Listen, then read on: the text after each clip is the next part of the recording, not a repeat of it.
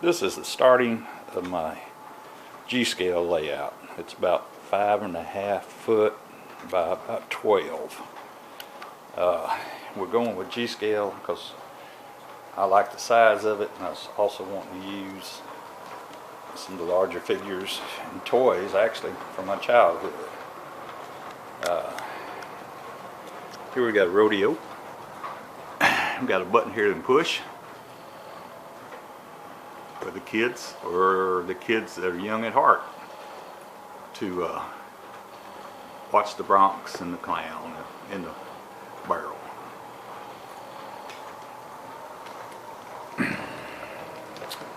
Starting of our custom-made town, you got Marshall Dillon's office, Long Branch, the blacksmith.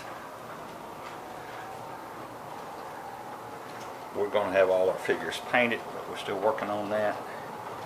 Here's our custom-made water tower. That girls up in the top may remind you of an old show called Petticoat Junction.